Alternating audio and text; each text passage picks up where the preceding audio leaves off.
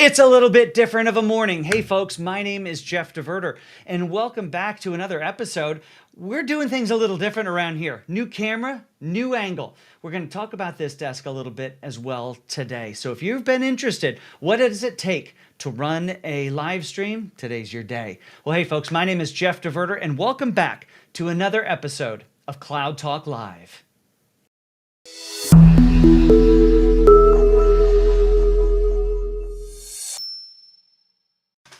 Well, wasn't that fun? All this fancy stuff going on, cameras and microphones and multiple things. It's great fun. So yeah, we are going to talk a little bit today about everything that goes on here at the desk.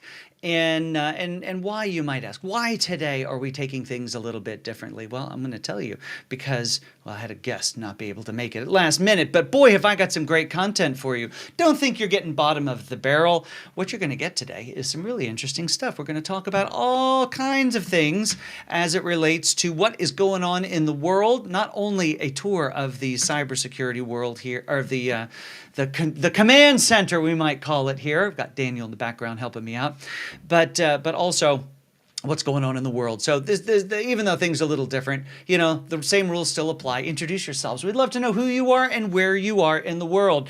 And at no time more than this episode would I love to hear from you and know, as we get into this, I'd love to hear your input, your feedback. What do you have going on in your world? What do you think about some of these news articles that are going to come up here shortly? And if you're a little shy about commenting in the little comment section down below, well, I'd encourage you to send an email over to solve@rackspace.com. And Michael from Houston, first in the house, at least the first to admit that he is here. Michael, glad that you are here.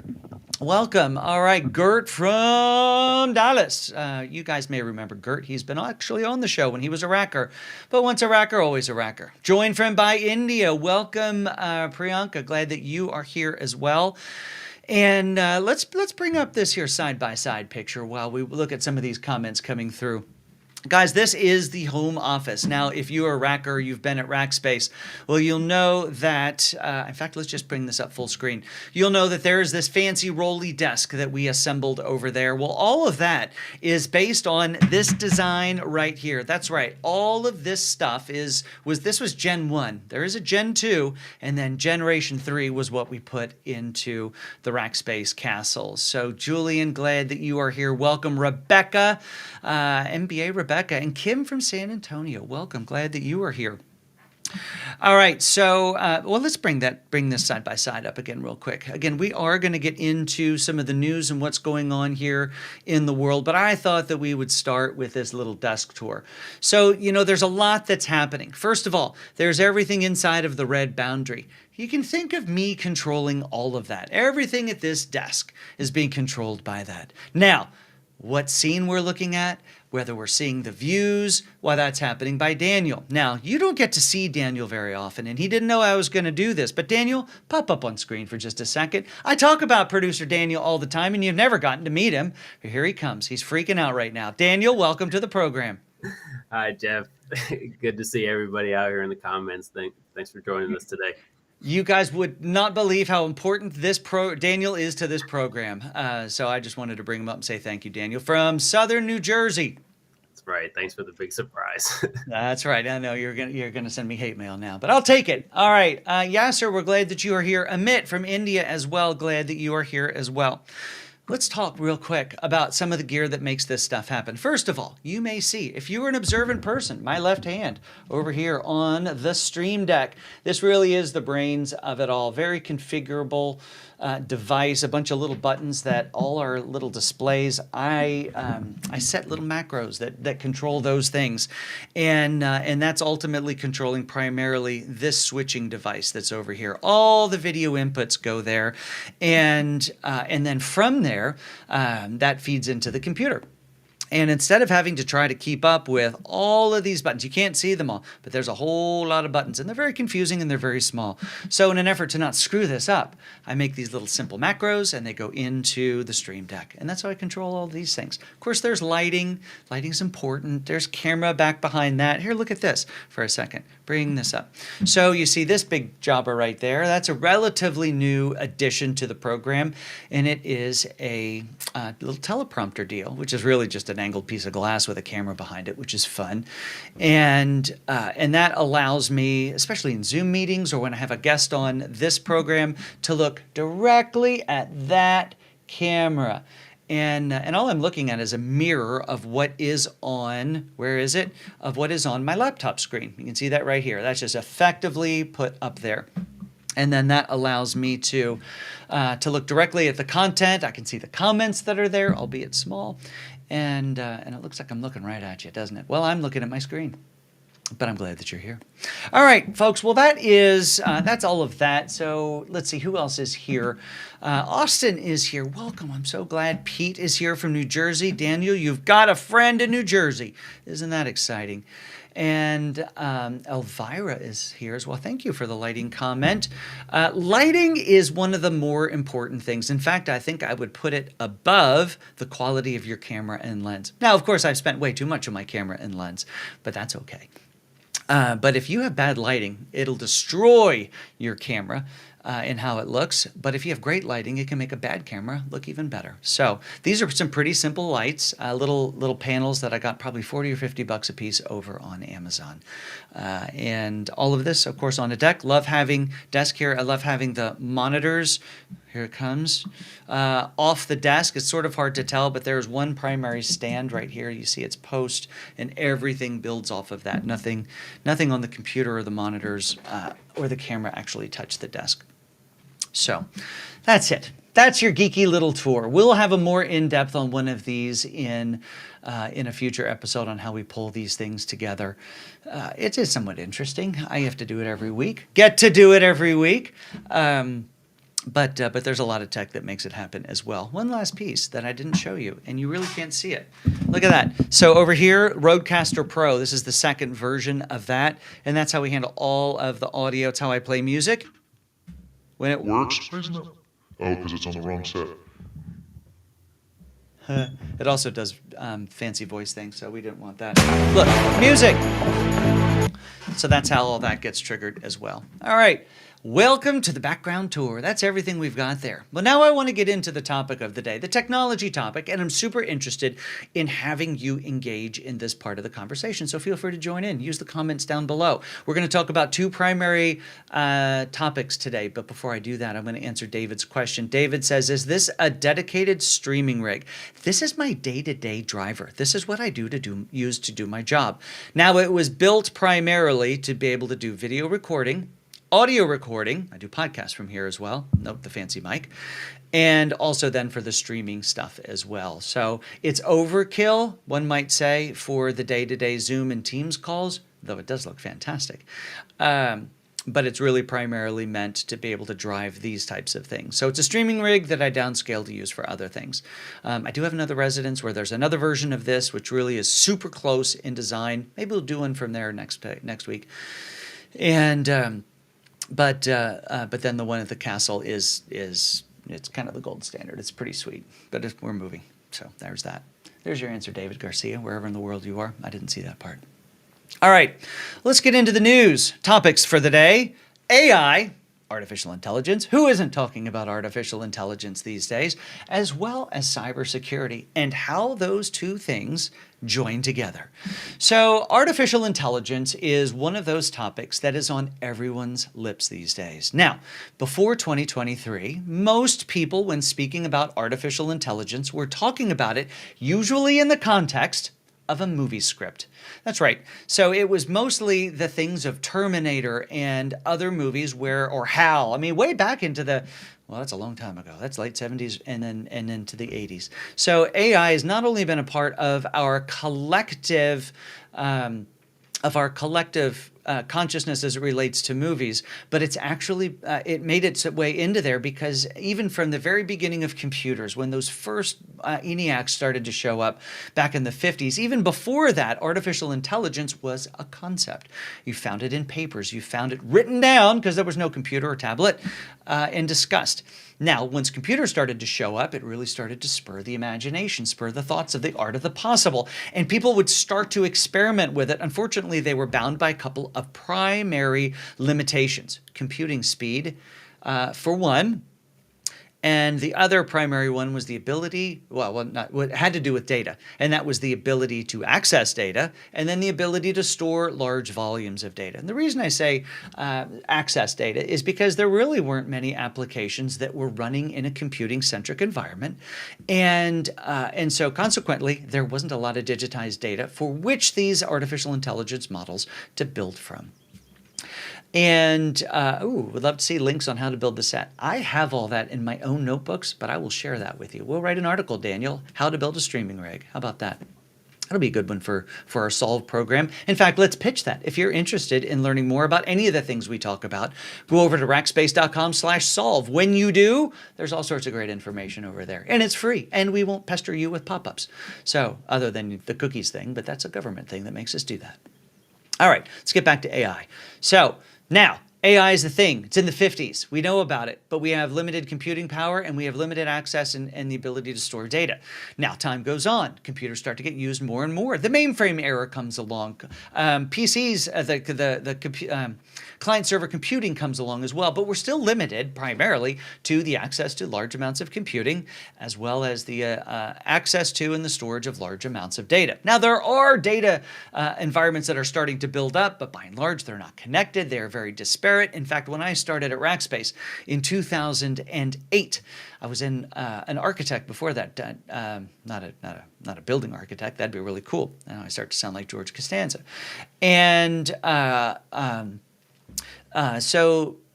a technology architect working at a large financial services firm around collaboration and search and all this sort of fancy stuff.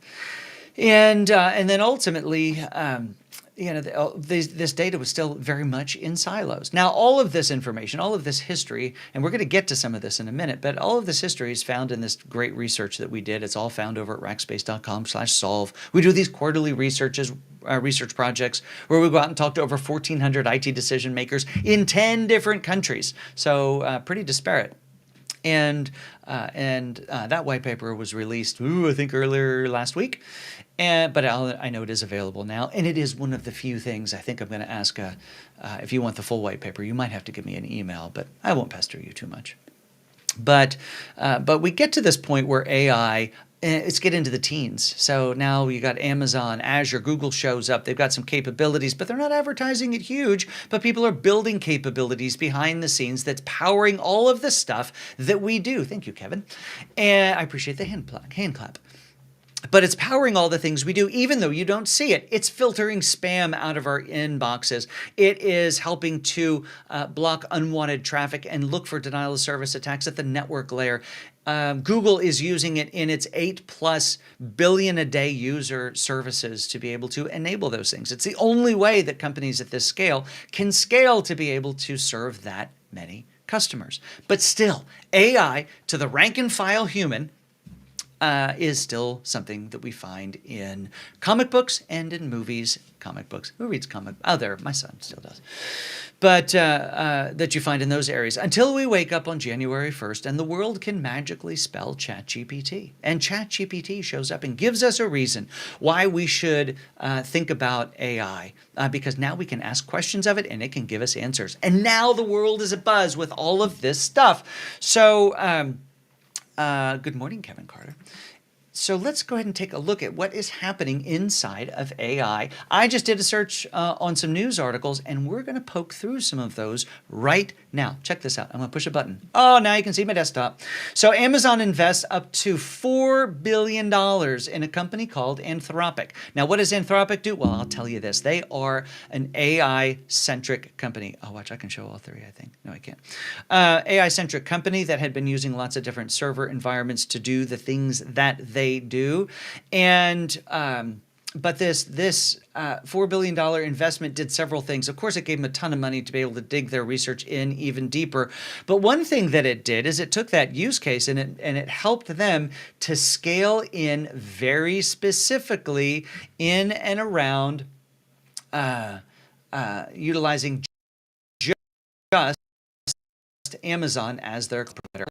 That's not the point of the matter. Is AI is not only driving innovation that's helping businesses be better, but it's also that other thing that is now helping customers. Let's get the next article up. That it's now helping companies like Amazon to draw companies in and have them use their environment specifically. All right, still sort of heady to Fox Business for just a second and take a look at this little article. Mattel to introduce AI generated or integrated, Pictionary. Can you believe it? Pictionary now is now AI capable, or will be when they release this thing. But look at that. So now you've got AI who's not only help the mobile device helping to drive what the prompts are for your Pictionary environment, but also helping to grade how well you are doing. This is the brave new world that we live in. AI is in everything. Question for you. How are you utilizing AI in your day-to-day business? Are you playing Pictionary with it? Who knows what you're doing? So go ahead and would love to see the links. All right, I'll pop them over to Daniel. Daniel will put them in the chat. But how are you using AI in your personal life? You may be using it to help with your family. You may be using it to help you do your job better. And maybe your company knows and maybe your company doesn't. I would be interested to know. Welcome, Benjamin. Belgium. Sounds just like Benjamin, but it's not. Belgium. Glad to be here, Belgium. All right, so let me, first of all, give some links to Daniel. Daniel will place them in the chat. I told you Daniel is a useful person to have around here. Aren't you glad I introduced you to him? All right, next, let me give the Fox article to Daniel, and he can, oops, that's not how you do it. Drop those in there as well. All right, well, let's get into our next article, and it is one from CNBC. Oh, this one freaks me out, folks. You ready for this? So, I tell you every week that you need to be posting, you need to subscribe to the Cloud Talk podcast because you get not only the audio from these events, but you also get some fit for purpose, some audio created specifically for that. In fact, I got a great episode coming out mid to later this week. So you want to be subscribed to that. But check this out. Look what Spotify's up to. Spotify will use AI to replicate a podcaster's voice to translate them into other languages. That's right. So you could get in there and hear me speaking Spanish. I think it's Spanish and French, I think, are the first ones. They worked with a couple of key podcasters out there. I didn't get the invite, but I won't take it personally. Dax Shepard, Lex Friedman, Monica Padman, Steve Bartlett, and a few others. Bill Simmons is in there. Initially, it's Spanish, French, and German, with more to follow shortly. So not only can you go to Spotify to get your latest releases of podcasts, but you can also go to Spotify if you speak a different language. Get your English-only podcast in French, German, or Spanish right out of the gates. Hey, welcome, Egypt. Glad that you were here. Marina says you're using AI daily to help with emails and correspondences to sound more professional. I love that example. That is a killer example, and I've done it as well. I've also taken long email chains, and I have just shoved them into something and said, please summarize this, and that's been really helpful. All right, so that's what's going on in the AI world. But let's look at where AI and cybersecurity converge. So I'll push this little button over here. Again, I'm using that Stream Deck that's connected to the Blackmagic 810 Mini to change video inputs. But how generative AI is helping in cybersecurity. So the first way, if we were to go through this article, I'm going to grab this and give it to Daniel, who can share it with you. Is that it is helping to find those million different inputs that are coming in from all the different places to look for where the threat vectors could be coming from, and stuff that looks suspicious, and which is great. In fact, that's really powerful because the amount of data that's coming in, it's one of the areas where AI really is so helpful, and that's finding, as I like to say, finding a needle in a needle stack because there's so much content. The problem is only 40% of companies are doing this. That means that 60% of companies think that their human eyes or their own manual tooling is better. I don't think that's true. Now, that's an area where AI is helping in cybersecurity. This article also talks about areas where AI is, welcome Dallas, where AI is not necessarily helping, and that is where large language models are being used to train against new threat vectors in ways that the bad guys and girls, let's be equal opportunity here, that bad guys and girls are actually looking for ways to do social engineering to break into your companies. In fact, if you remember that little hack that happened just a few weeks ago out at MGM, I believe it was MGM in Las Vegas, that all happened through social engineering. Somebody found a name in LinkedIn for somebody who worked for MGM, called up the help desk, pretended they were them, and off they went to the races. And all sorts of bad things happened. All right, last I want to show, and I did talk about this. Really, we did not start this with the intent of driving you to the Solve page, but if you go over to, Daniel's going to bring the actual link up for this here in a second, but over at Rackspace.com/solve, you will find this right here, and that is our 2023 Cybersecurity Research Report. Now, this is important for a lot of different reasons. Again, you're not going to find sales content inside of here, folks. You're going to find the results of the content that we found when going out and having a conversation with over 1,400 different IT professionals in 10 different countries. Look, 1,420 to be specific. And the content of the data really is pretty darn amazing. And we've got this amazing infographic the team put together with some incredible data. 62% of respondents say that the rise of AI has increased the need for cybersecurity. Weren't we just talking about this?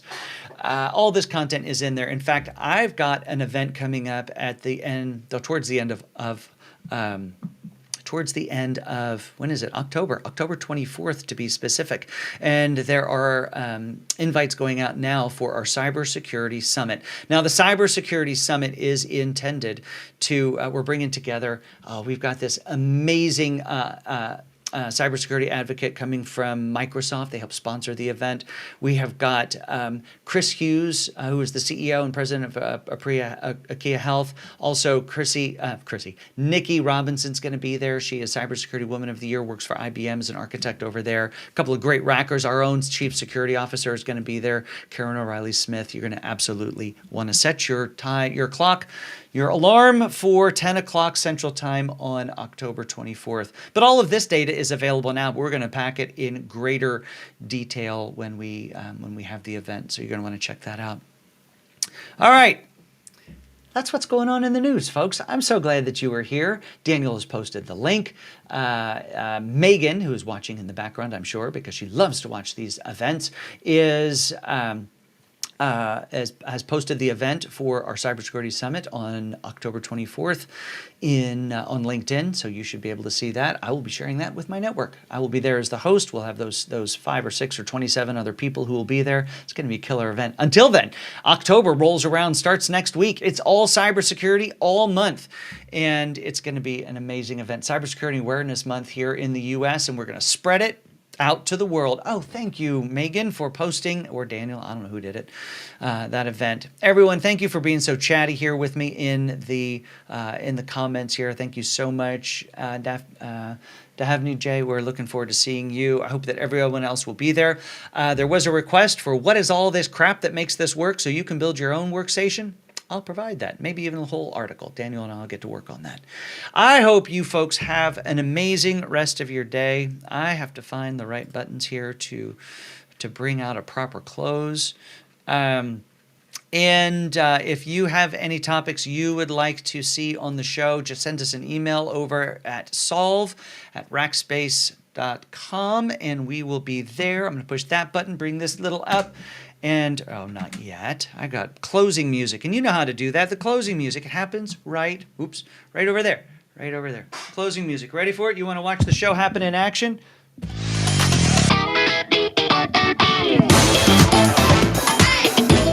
That's right, folks. This is the end of the show. Thanks for hanging in with us here today, and we'll see you next week on another episode of Cloud Talk